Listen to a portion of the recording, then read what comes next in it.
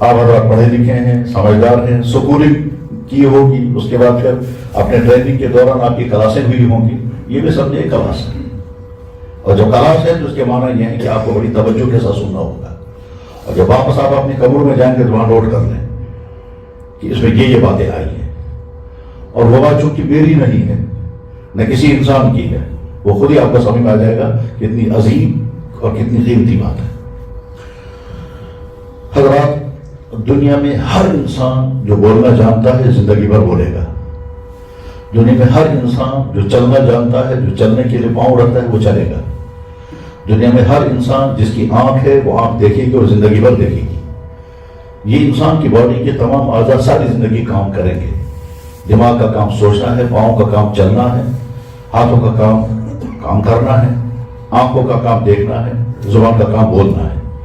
لیکن دنیا میں کسی انسان کا بولنا، کسی انسان کا سوچنا، کسی انسان کا دیکھنا عبادت بن جائے اور دنیا کے انسانوں کے لیے قانون بن جائے، ایسا نہیں ہو سکتا. صرف ایک ذات ہے، وہ ہے محمد رسول اللہ صلی اللہ علیہ وسلم کی ذات. آپ نے جو کچھ کہا وہ انسانوں کے لیے قانون ہے. آپ نے جو بھی ایکشن کیا وہ انسانوں کے لیے اصول ہے. اس کو ہم کہتے ہیں حدیث. جب آپ سوال کریں گے کہ حدیث کی ڈیفینیشن کیا ہے تو جواب آئے گا ما اضیف الی النبی صلی اللہ علیہ وسلم من قول او فعل او تقریر او صفت فی حال الیقظہ و فی حال النوم. اللہ کے نبی نے جو کہا، جو کیا، بیداری میں، نیند میں، جان کر، انجانے میں، بھول کر، جو بھی ان سے حرکت ہوئی ہے وہ حدیث ہے. مثلا اللہ کے نبی علیہ السلام نے آرام فرمایا اور فطری تقاضوں کے مطابق آپ کو کھراٹے بھی آ گئے. یہ کھراٹا حدیث میں بیان ہوگا اور بیان کیا جائے گا کہ نام نبی صلی اللہ علیہ وسلم حتی سمعنا غدیتہ، کہ اللہ کے نبی علیہ السلام آرام فرما رہے تھے، ہم نے آپ کے کھراٹے بھی سنے. کھراٹوں کی دو قسمیں ہیں. ایک کھراٹا وہ ہے جس میں دوسرے اڑ ڈر جائے، وہ بیماری ہے، وہ ایک عیب ہے. لیکن ایک کھراٹا وہ ہے جو نیچرلی اچھی دین کی علامت ہے. تو اللہ کے نبی علیہ السلام کو ہلکے ہلکے کھراٹے بھی آتے تھے. تو اب صحابی کہتے ہیں میں نے اللہ کے نبی علیہ السلام کا کھراٹا سنا. اس کو نقل کر رہا ہے وہ اس لیے کیونکہ یہ حدیث ہے اور بخاری بھی حدیث ہے. تو حدیث کسے کہتے ہیں؟ حدیث کہتے ہیں اللہ کے نبی نے جو فرمایا، اللہ کے نبی نے جو کیا. وہ فرمانا وہ بھی حدیث ہے، جو کیا وہ بھی حدیث ہے. اس میں وہ چیزیں بھی ہیں جن پر ہمیں کوئی عمل نہیں کرنا ہے، نہ وہ عمل کرنے کی چیز ہے، لیکن حدیث ہے، وہ نقل ہوگی. مثلا اللہ کے نبی علیہ السلام جیسا میں نے مثال بتائی، کھراٹا لیا، تو اس پر تو ہمیں عمل نہیں کرنا ہے کیونکہ ہمارے بس میں نہیں ہے یہ، لیکن حدیث ہوگی اور بیان ہوگی اس میں.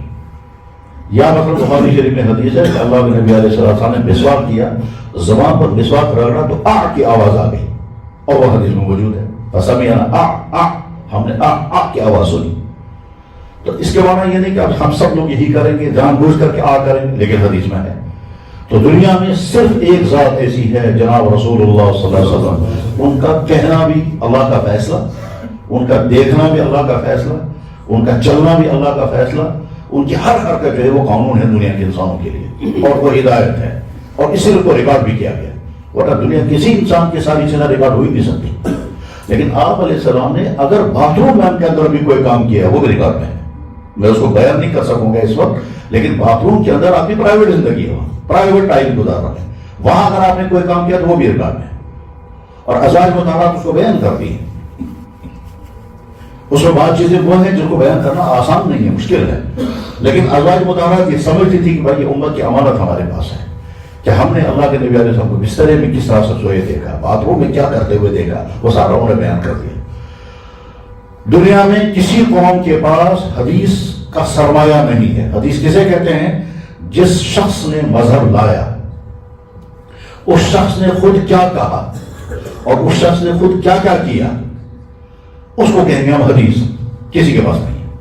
مثلا مثال کے طور پر ہم دیں گے دنیا کی بہت بڑی قوم ہے کرسچن، ان کے نبی حضرت عیسیٰ علیہ السلام، ہم بھی ان کو نبی مانتے اور تب تک ہمارا ایمان مکمل نہیں کرتے ان کو نبی نہیں مانیں گے.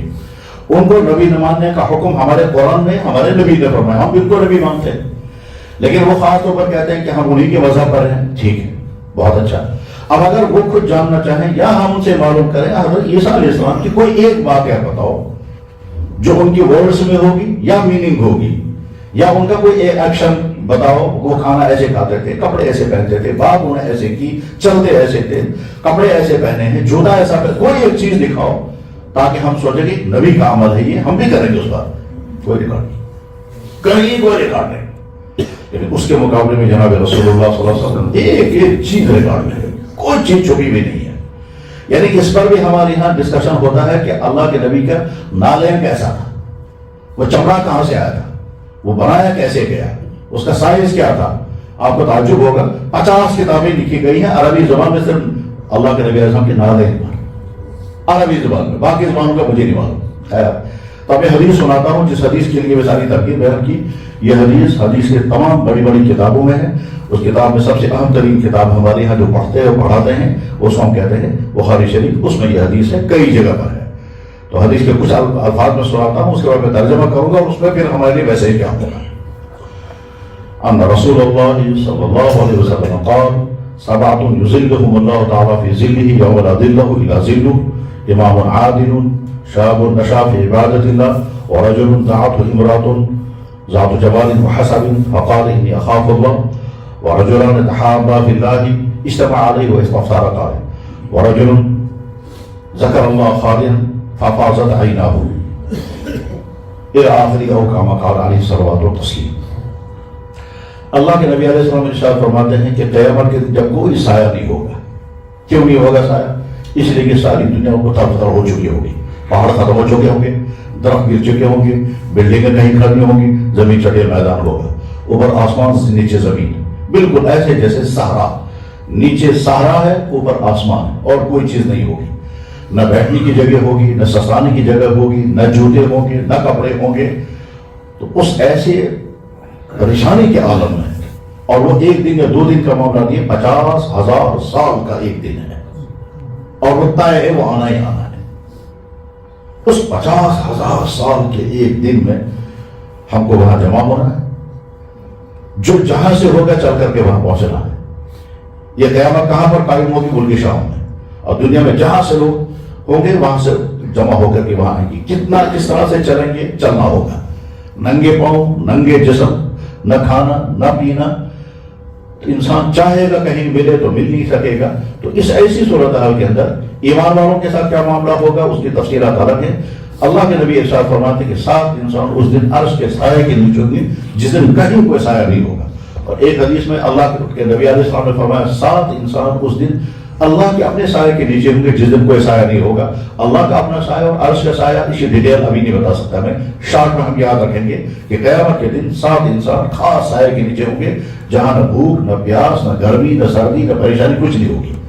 ان میں سے پہلے نمبر پر آپ نے فرمایا امام عادل. پہلے نمبر پر آپ نے فرمایا امام عادل. اس امام عادل کے 2 ترجمے کرتے ہیں. ایک ہے اچھا صالح حکمران، اچھا صالح حکمران. مثال اس کی حضرت عمر فاروق اور حضرت علی رضی اللہ تعالیٰ عنہ جیسے شخصیات. یہ قیامت کے دن پہلے نمبر پر عرش کے سائے کے نیچے ہوں گے. تفصیل اس کو بیان کرنے کا وقت نہیں کہ ان کی حکومت کیسی ہے، لیکن تھوڑا سا میں مثال بتاتا ہوں. حضرت فاروق اعظم رضی اللہ تعالیٰ عنہ امیر المومنین ہے. آدھی دنیا پر ان کی حکومت ہے. آج کا سارا ایران، سارا عراق، ساری گلف کنٹریز، سارے عرب ممالک، یہاں تک کہ شام، مصر، فلسطین، مراکش تک. جغرافیہ آپ نے پڑھا ہوگا، جغرافیہ سامنے رکھیں گے تو آپ دیکھیں گے یہاں ایران سے لے کر کے Iran, Afghanistan, Iraq, central Asia, Uzbekistan کے علاقے اور سارے عرب ممالک، پھر مصر، شام، فلسطین اور مراکش، اس پورے خطے میں ایک حکمران فاروق اعظم رضی اللہ. اور صورتحال یہ ہے کہ کپڑے پھٹے ہوئے، ٹانکے لگے ہوئے. مصر کا گورنر حساب دے کر کے آ گیا تو بیٹھ کر کے وہ حساب سنا رہے ہیں. حضرت عمر فاروق سن رہے ہیں. وہ تھک گیا حساب سناتے ساتھ، انہوں نے وہ فاتحہ بند کر دیا. کہنے لگا امیر المومنین بچوں کا کیا حال ہے؟ کہنے لگا ٹھیک ہے. آپ کی طبیعت کیسی ہے؟ تو آپ نے فرمایا اچھا تم نے ذاتی گفتگو شروع کی ہے. یہ چراغ نہیں جل سکتا اس لیے کہ چراغ گورنمنٹ کے خزانے کا ہے، یہ پبلک کے کام کے لیے ہے. ذاتی گفتگو کرنے میں چراغ بجھا دیتا ہوں. یعنی ذاتی گفتگو کے انہوں نے کہا چراغ نہیں جلے گا. کہ حضرت آپ اپنا چراغ، کہنے میرے پاس چراغ نہیں ہے. امیر المومنین کے پاس چراغ نہیں جس کی حکومت آج دنیا میں چل رہی ہے. حضرت علی رضی اللہ تعالیٰ عنہ نماز پڑھ کے باہر نکلے، امیر المومنین ہے، باہر نکلے تو گھوڑے پر زین رکھی ہوئی تھی، وہ غائب ہو گئی۔ تو جب ڈھونڈنے کے لیے نکلے، فرمایا کہاں چلی گئی؟ بازار سے گزر رہے تھے تو ایک آدمی کے ہاتھ میں زین دیکھی، انہوں نے بھائی یہ زین کس کی ہے؟ انہوں نے کہا جناب میری۔ حضرت علی رضی اللہ عنہ فرمایا یہ تو میں نے ابھی تھوڑی دیر پہلے خریدی تھی، تمہاری کیسے ہو گئی؟ انہوں نے کہا جناب میری۔ اب حضرت علی حکمران ہے، چھین سکتے تھے اس سے، تو کون آتا؟ لیکن انہوں نے سوچا یہ انصاف کے خلاف ہے، تو انہوں نے باقاعدہ مقدمہ دائر کیا جج کے پاس۔ جج ایک کا ماتحت ہے، ظاہر ہے امیر المومنین جو ہے حضرت علی ہے، تو جج جو ہے وہ ان کا ماتحت ہی ہوگا، تو ان کے پاس مقدمہ دائر کیا۔ جب مقدمہ دائر کیا تو پہلے تو وہ جج جو ہے وہ کھڑا ہو گیا، لیکن جب انہوں نے مقدمہ دائر کیا تو وہ جج بیٹھ گیا، کہنے لگا آپ اس وقت مدعی بن کر کے آئے ہیں، آپ امیر المومنین بن کر نہیں آئے۔ اس کے نام و سامان نکلا، وہ آدمی آیا، فرمایا جی کہیے آپ کا کیا دعویٰ ہے؟ انہوں نے کہا میرا دعویٰ ہے کہ ان کے پاس جو وہ گھوڑے کی زین ہے وہ میری ہے۔ ٹھیک ہے، آپ کیا کہتے ہو جناب؟ کہتے ہیں جناب میری ہے۔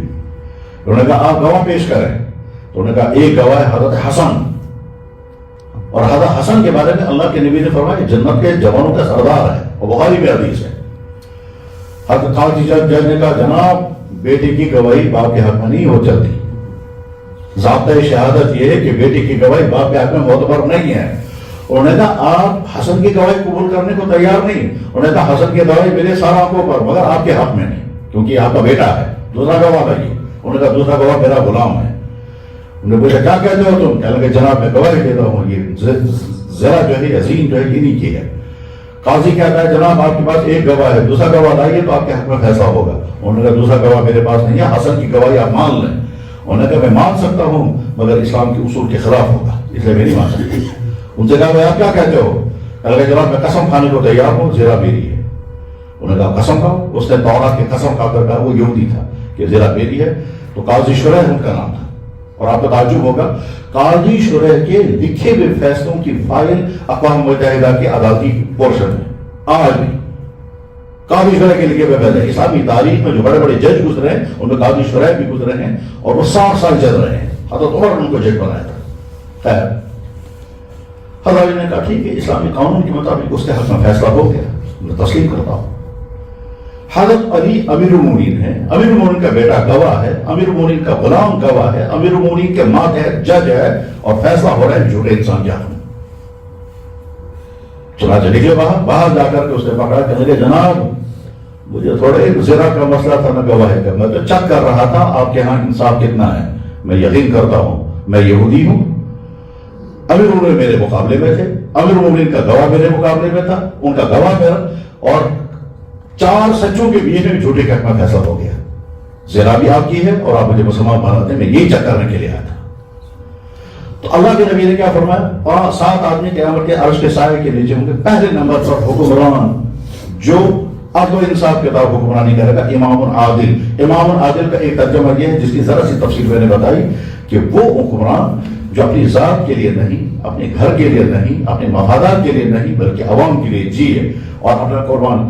حضرت عمر بن خطاب کہتے تھے میں کیسے کھانا کھاؤں گا جب تک مجھے یہ پتہ چل جائے کہ مدینے کے ہر گھر والوں نے کھانا کھا لیا۔ خیر اس کا دوسرا ترجمہ ہے امام عادل کا دوسرا ترجمہ، بس وہی سمجھ گیا ہمیں۔ وہ دوسرا ترجمہ کیا ہے اس کو سمجھنے سے پہلے ہم غور کریں گے کہ جو ہمارا جسم ہے یہ ایک کنٹری ہے، یہ ایک ملک ہے، اس ملک کے الگ الگ سٹیٹ ہیں۔ ایک سٹیٹ اس کا آئی آنکھ، اس کا کام زندگی بھر دیکھنا ہے۔ ایک سٹیٹ اس کا زبان ہے، زندگی بھر ہمیں بولنا ہے۔ ایک سٹیٹ اس کا دماغ ہے، زندگی بھر ہمیں سوچنا ہے۔ ایک سٹیٹ اس کا ہمارے پاؤں ہے، زندگی بھر چلے گا۔ ایک سٹیٹ اس کا ہاتھ ہے، ہاتھوں کا زندگی بھر ہمیں کام کرنا ہے۔ ایک سٹیٹ اس میں کھانے پینے کی طلب ہے، زندگی بھر ہمیں کھانا ہے، پینا ہے، کھانا ہے، پینا اور نکالنا ہے۔ اسی کھانے پینے کے ساتھ ہی قریب میں ایک اور چیز بھی ہے جس کو ہم کہیں گے سیکچوئل ضرورت، وہ بھی اسٹیٹ ہے۔ تو میں اس اسٹیٹ کا ہیڈ ہوں، اور اس اسٹیٹ کے یہ سب میں اس کنٹری کا ہیڈ ہوں، اور اس کے چھوٹے چھوٹے اسٹیٹ ہیں۔ ایک صوبہ ہے قوت بساط، ایک صوبہ ہے قوت سماعت، ایک شعبہ اس کا ہے، ایک صوبہ اس کا یہ ہے، اور میں اس اسٹیٹ کا ہیڈ ہوں۔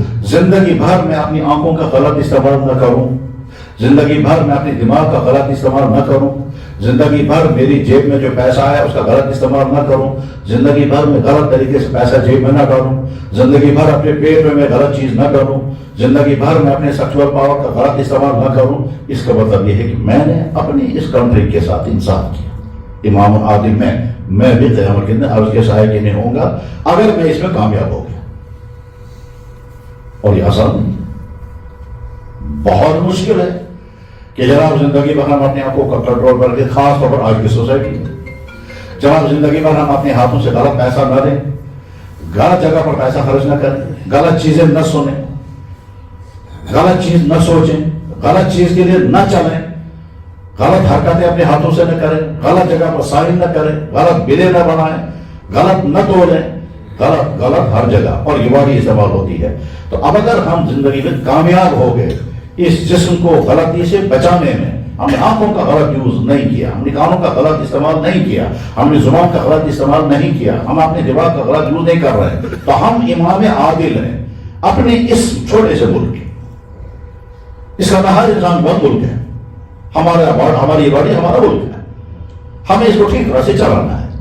اس کے کسی اسٹیٹ کا ہم غلط استعمال نہیں کریں گے، کس اسٹیٹ میں گڑبڑ نہیں ہونے دیں گے، تو ہم اس اپنے ملک ہے۔ یہ ہے امام العادل کا دوسرا ترجمہ۔ پہلا والا مفہوم جو میں نے بیان کیا وہ حدیث کے جو شرح کرنے والے ہیں وہ، اور دوسرا والا مفہوم جو میں نے بیان کیا یہ بیان کرتے ہیں صوفیاء کرام، اولیاء اعظام، یہ والا مفہوم۔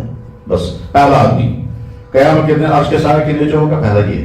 نمبر 2، شاب نشأ فی عبادت اللہ، وہ انسان جس نے جوانی گزاری اللہ کی خوف کے سائے میں، اللہ کی عبادت کے سائے میں۔ ہم میں سے ہو سکتا ہے اکثر انسان نوجوانی کے دور سے آگے نکل گئے ہوں گے۔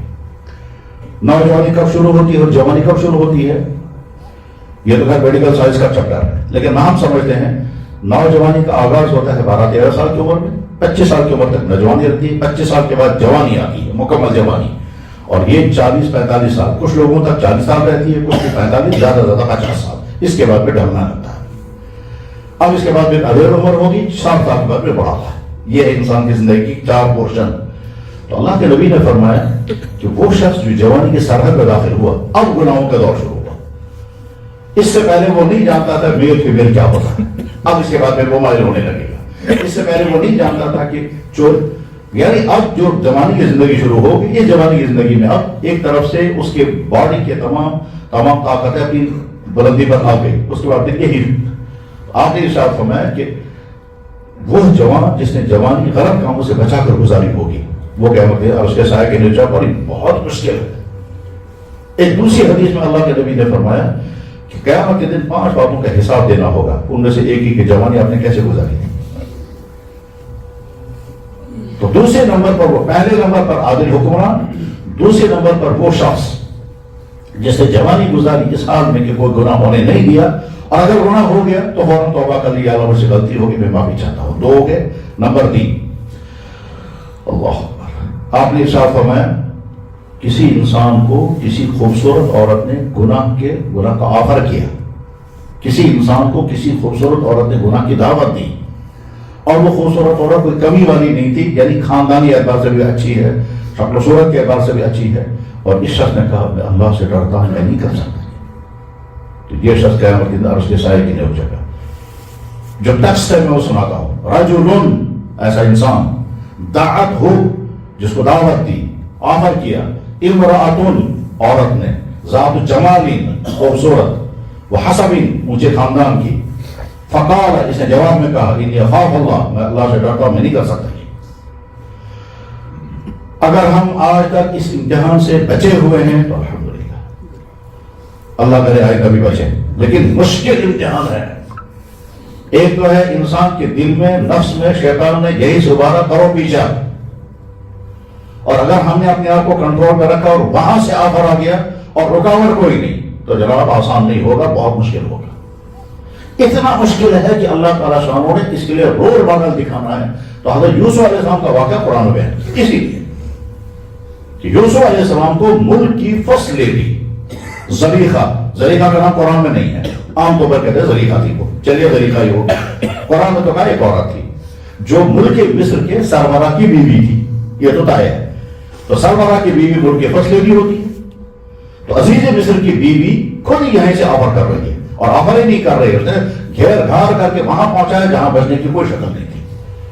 مان لیجیے مین گیٹ سے بھی اندر، اندر کی گیٹ سے بھی اندر، اس کے بعد پھر ہال میں بھی اندر، ہال سے بھی اور اندر، یہاں تک آج کی زبان میں ہم کہہ سکتے ہیں بیڈ روم تک پہنچا دیا، اور ہر جگہ تالے لگا دیے، اور کہا تم جا نہیں سکتے کہیں، تو میری چاہت تمہیں پوری کرنی ہو۔ اس وقت یوسف علیہ السلام نے جو جملہ کہا تھا قرآن اس کو کوٹ کیا، انہوں نے کہا معاذ اللہ میں نہیں کر سکتا۔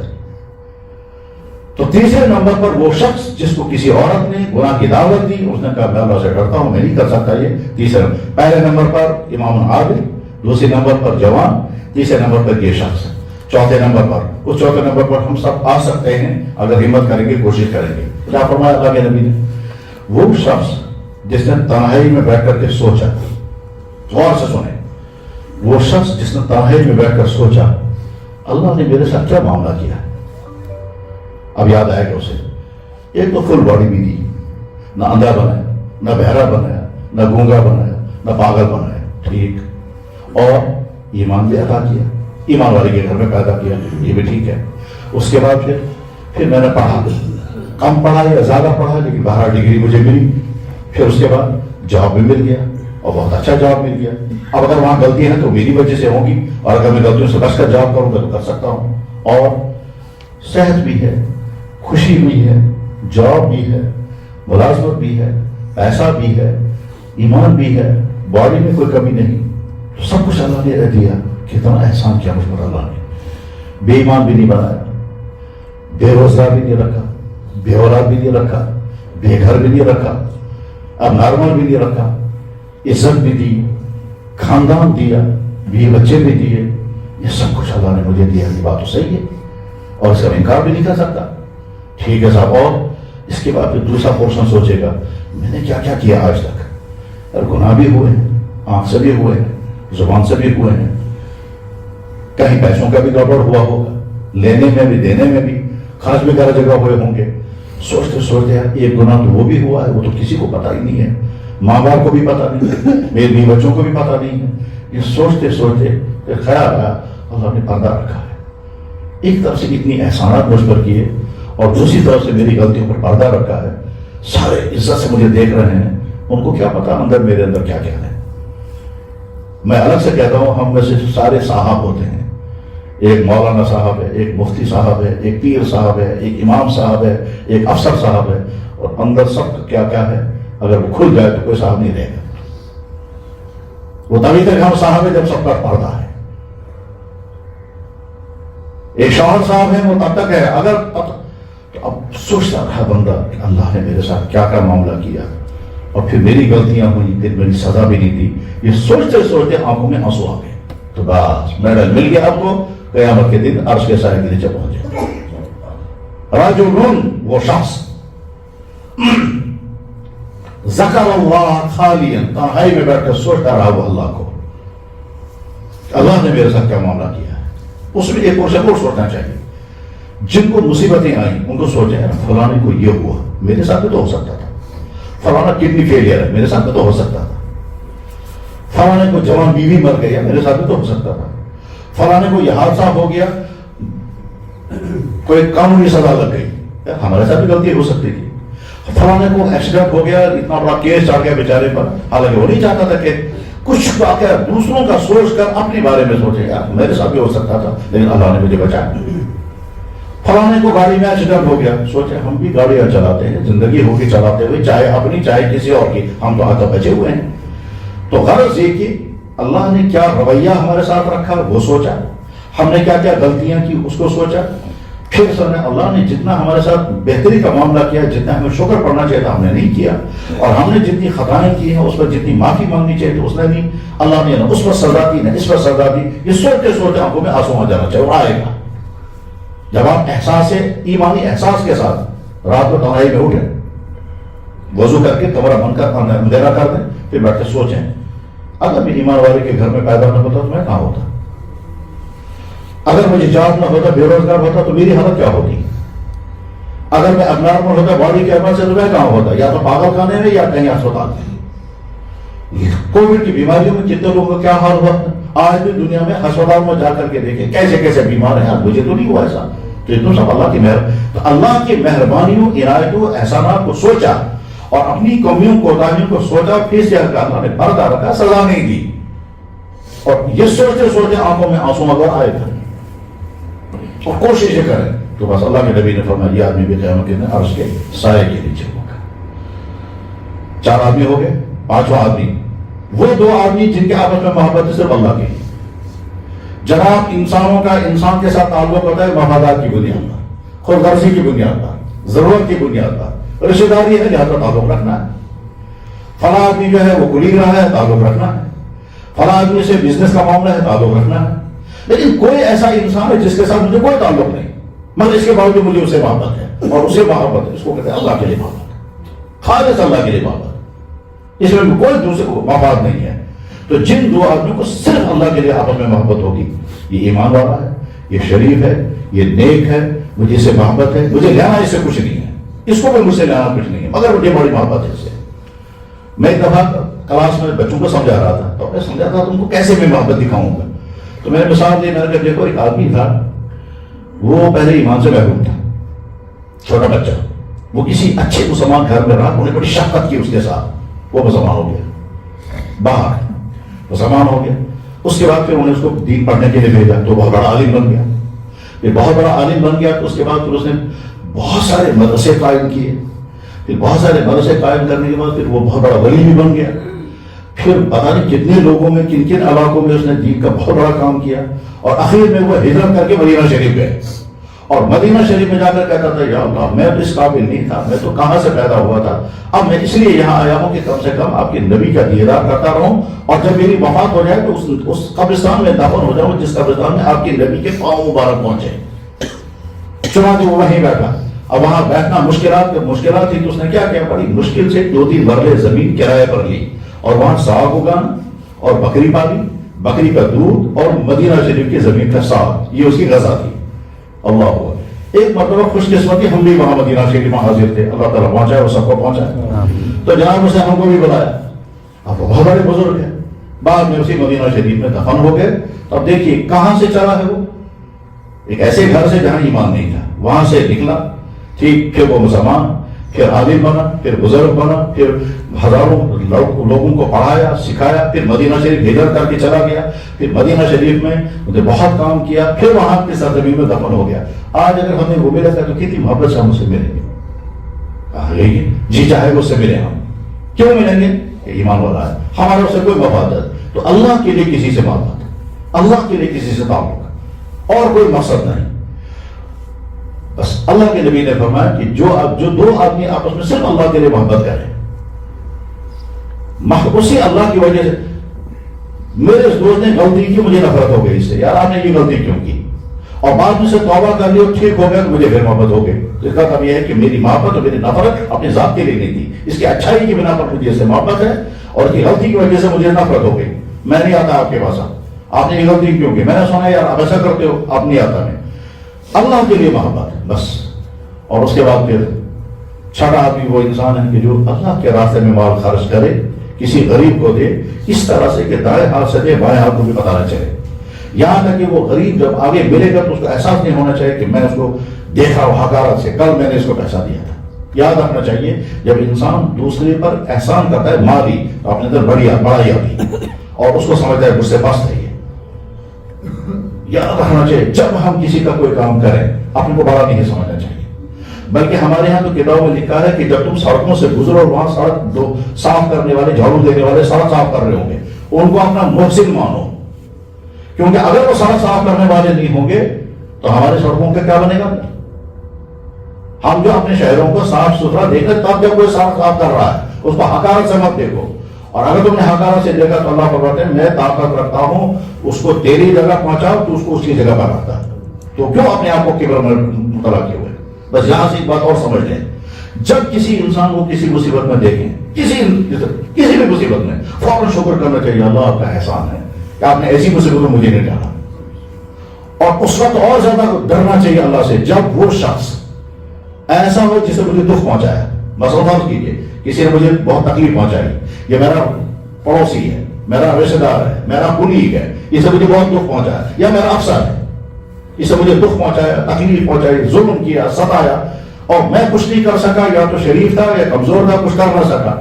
اب مجھے اچانک مجھے پتا چلا اس کو مصیبت آ گئی، جناب سسپینڈ ہو گیا، جناب اس کو تو لائن حاضر کر دیا، جناب اس کا حادثہ ہو گیا، جناب کڈنی فیل ہو گیا، جناب فلاں نہیں۔ جو ہی میں سنوں گا تو خطرہ اس بات کا ہے کہ میرے دل میں خوشی آئے گی، کیونکہ اس نے مجھے ستایا ہے۔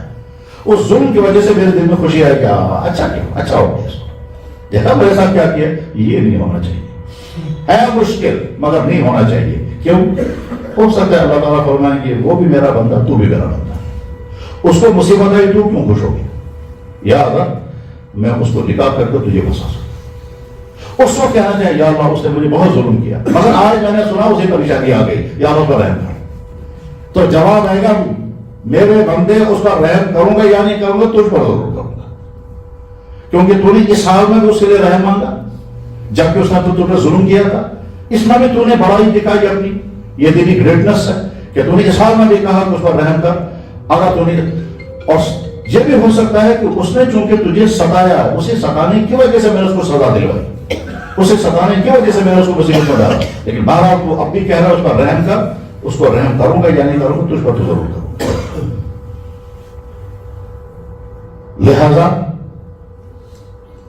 کسی کی مصیبت پر خوش کبھی نہیں ہونا چاہیے، کسی کے پست ہونے پر کبھی حقارت کی نظر نہیں ڈالنی چاہیے۔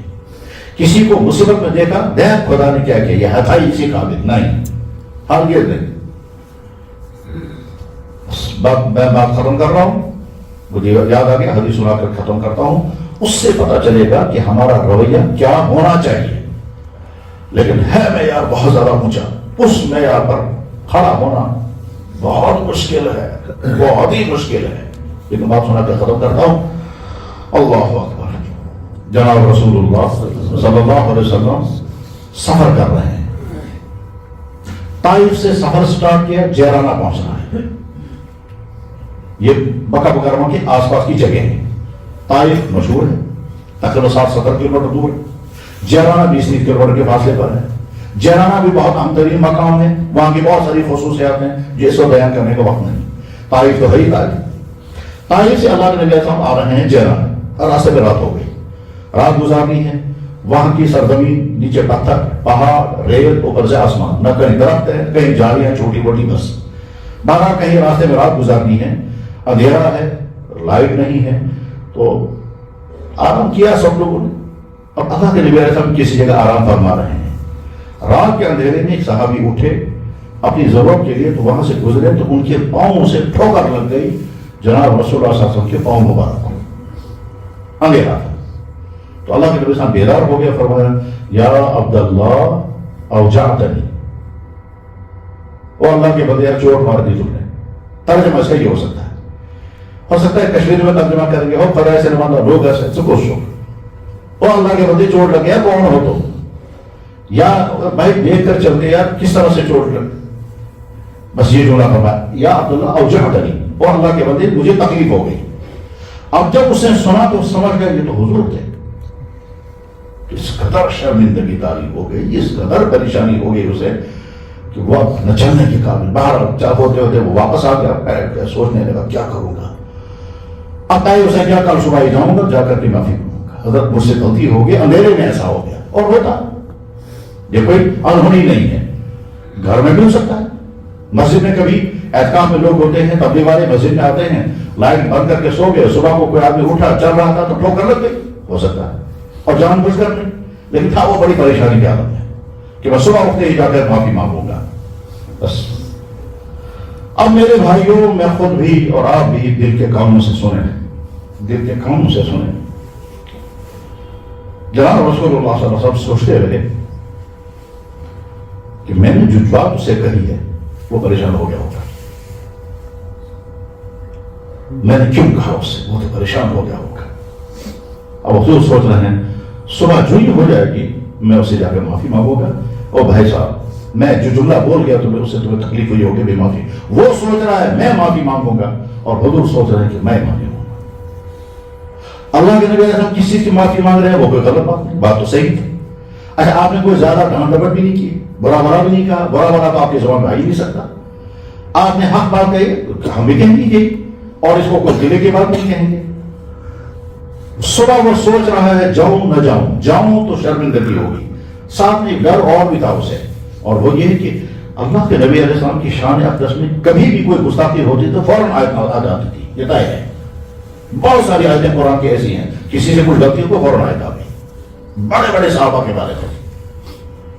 تو وہ ڈر رہا تھا کہ کہیں ایسا نہ ہو کہ اللہ کے نبی علیہ السلام پر آیت نازل ہوگی میرے مطابق تمہیں سمجھ میں نہیں آتا تم اس طرح سے چلے تھے. اور اسی ڈر میں تھا تو صبح کو یا تو اللہ کے نبی علیہ السلام نے اس کو بلوایا یا خود تلاش کرتے کرتے پہنچ گئے اور فرمایا یا ابا جہم، ابو جہم اس کا نام تھا، ابو جہم رات میں جو تمہیں کہا اس کی وجہ سے تمہیں جو دکھ ہوا ہوگا میں اس کی معافی چاہتا ہوں.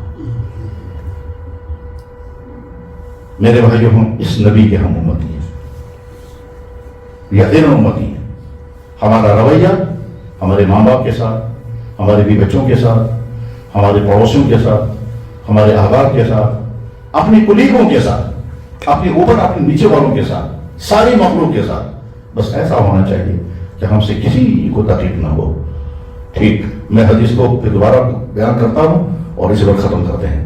قال رسول اللہ صلی اللہ علیہ وسلم، فرمایا رسول اللہ صلی اللہ علیہ وسلم نے، سبعۃ، سات انسان، یظلھم اللہ، سایہ کرائے گا اللہ تعالیٰ ان کو، یوم لا ظل الا ظلہ، جس دن کوئی سایہ نہیں ہوگا. امام عادل، وہ شخص جو عادل ترین حکمراں ہوگا ملک کا یا اپنی ذات کا. تفصیل میں نے عرض کر دی. نمبر 2، وہ جوان جس نے جوانی کو برائیوں سے بچایا ہوگا. نمبر 3، وہ شخص جس کو کسی عورت نے برائی کی دعوت دی اور اس نے کہا میں اللہ سے ڈرتا ہوں، میں یہ جرم نہیں کر سکتا. نمبر 4، وہ شخص جس نے تنہائی میں سوچا اللہ نے میرے ساتھ کیا کیا معاملہ کیا ہے مہربانیوں کا، اور سوچتے سوچتے آنکھوں سے آنسو آ گئے، وہ بھی آدمی قیامت کے عرش کے سائے کے نیچے ہوگا. اور نمبر 5، وہ شخص کہ جو دوسرے سے محبت کرتا ہے صرف اللہ کے لیے اور کسی کے لیے نہیں. اور کتنے ہو گئے؟ 5 ہو گئے. 6. نمبر 6، وہ شخص جس کا دل مسجد کے ساتھ اٹکا ہوا ہو. کیا مطلب؟ ہم نماز پڑھ کے نکلے، اب ہم جائیں گے اپنے کاموں میں، اپنی ڈیوٹیوں پر، لیکن وہاں کا ذہن جا رہا ہے ظہر کا ٹائم آئے گا، میں آفس میں ہوں گا، مسجد میں. ایک نماز پڑھ کر اپنی نماز کا خیال رہے، اگلی نماز کا خیال رہے. یہ بالکل ایسے ہی ہے جیسے فرض کیجیے آپ ڈیوٹی پر ہیں، ٹھیک، آپ ڈیوٹی پر ہیں، ٹھیک دوپہر کا ٹائم ہوگا، آپ کہیں گے نماز پڑھنے جانا ہے، لیکن نماز پڑھنے کے دوران آپ کہیں گے مجھے واپس ڈیوٹی پر پہنچنا ہے. اگلی ڈیوٹی پر پہنچنے کا بار بار خیال آ رہا ہے. سیم یہی حالت جب انسان کی وجہ ایک نماز کے بعد اگلی نماز کا خیال رہے. رجل معلق قلبه معلق بالمساجد، یہ شخص بھی قیامت کے دن عرش کے سائے کے نیچے ہوگا. اس وقت اس کو ہر وقت فکر رہتی ہے اگلی نماز مجھے پڑھنی ہے، یہاں پڑھوں گا، بازار جا رہا ہوں وہاں پڑھوں گا، کہیں ڈیوٹی پہ جا رہا ہوں وہاں کہاں پڑھوں گا، اور اگر کہیں گاؤں میں ڈیوٹی ہے تو وہاں کہاں پڑھوں گا، وضو ہوگا میرا یا نہیں ہوگا، نہیں ہوگا تو وضو کیسے کروں گا، جوتے پہنے میں اس کو آدھا گھنٹہ لگے گا کھولنے میں تو اس وقت کیا کروں گا. یہ ذہن اس کے ساتھ اٹکا ہوا ہے اور پلاننگ ہے. تو بس یہ آدمی بھی قیامت کے دن عرش کے سائے کے نیچے ہوگا. اب اس پوری گفتگو میں ہم سب کے لیے میسج کیا ہے؟ ہر آدمی اپنے لیے میسج لے. میں اپنے لیے لیتا ہوں کہ یا اللہ، میں یہ کوشش کروں گا کہ تو تنہائی میں بیٹھ کر آپ کی نعمتوں کو سوچوں گا اور اپنی غلطیوں کوتاہیوں کو سوچوں گا، اور پھر کوشش کروں گا میری آنکھوں سے آنسو گر جائیں اللہ آپ کی محبت میں اور آپ کی پکڑ میں. ٹھیک، جملہ یاد رکھیں، جملہ یاد رکھیں، اللہ کی نعمتیں بے شمار اور ہماری خطائیں بے شمار، لہذا اللہ کی نعمتوں پر شکر بھی بے شمار ہونا چاہیے اور ہماری خطاؤں پر معافی بھی بے شمار ہونی چاہیے. 2 بے شمار تو آلریڈی ہیں، وہ ہے اللہ کی نعمتیں اور ہماری خطائیں. اس کو 2 بے شمار اور جمع ہو جانے چاہیے، ایک اللہ کی نعمتوں پر شکر اور اپنی خطاؤں پر معافی. وآخر دعوانا ان الحمدللہ رب العالمین برحمتک یا ارحم الراحمین. کریں تھوڑی سی دعا.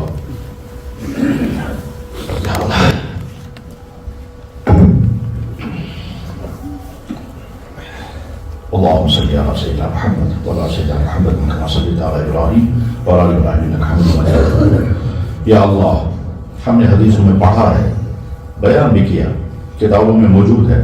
حدیث کی تمام چھوٹی اور بڑی کتابوں میں حدیث ہے کہ صبح کے وقت رات کے فرشتے بہی خاتہ بند کر کے واپس چلے جاتے ہیں اور دن والے فرشتے آ کر کے بہی خاتہ کھولتے ہیں تاکہ وہ دن بھر کے اعمال لکھیں. ہمیں وہ نظر تو نہیں آتے، لیکن آپ کے نبی نے فرمایا تو لازماً ہوگا کہ رات کے فرشتے جا رہے ہوں گے یا جا چکے ہوں گے اور دن کے فرشتے آئے ہوں گے یا آنے والے ہوں گے، ان فرشتوں کو ہم گواہ بنا کر، بلکہ ہمارے ساتھ جو فرشتے نام اعمال لکھنے والے ہیں وہ الگ ہیں، ان کو گواہ بنا کر، ان سے آگے بڑھ کر کے آپ ہمیں دیکھ بھی رہے ہیں، آپ ہمیں سن بھی رہے ہیں، ہم آپ کو گواہ بنا کر کے کہتے ہیں، ہم ڈکلیئر کرتے ہیں ہم آپ کے بندے ہیں، آپ ہمارے اللہ ہیں، آپ کے نبی محمد رسول اللہ نبی ہم ان کی امتی ہیں، ہم سچے دل سے پڑھتے ہیں اشہد ان لا الہ الا اللہ واشہد ان محمدا عبدہ ورسولہ۔ یا اللہ آپ گواہ رہے ہیں ہم آپ کے بندے، آپ گواہ رہے ہیں ہم ڈکلیئر کر رہے ہیں ہم آپ کے نبی کے امتی، یا رب العالمین اس کلمے پر ہی ہم زندگی گزاریں گے اور اس کلمے کے تقاضوں کے مطابق اپنی زندگی گزاریں گے۔ جتنی نعمتیں عطا کی کوئی حد نہیں، کوئی حد نہیں، دنیا میں اندھے ہیں، بہرے ہیں، گونگے ہیں، پاگل ہیں، نارمل ہیں، بے گھر ہیں، بے در ہیں، بے آسرا ہیں، بے اولاد ہیں، بے روزگار ہیں اور ایمان سے محروم بھی۔ آپ نے ساری نعمتیں ہم کو عطا فرمائی، ہمارا شکر قبول کر لیجیے۔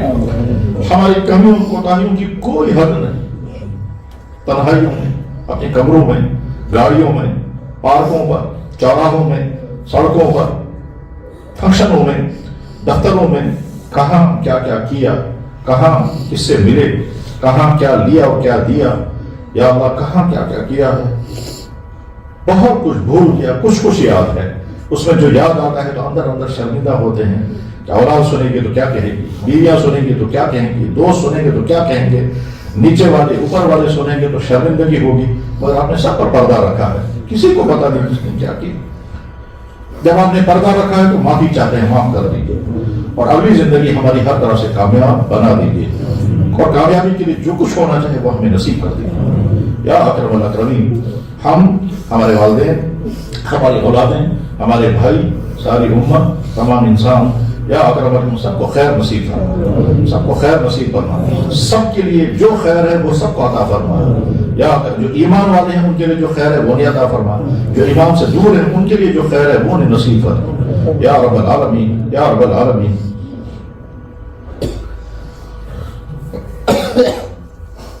بے شمار غلطیاں ہوتی رہیں، آپ نے سزا نہیں دی، آپ ارحم الراحمین۔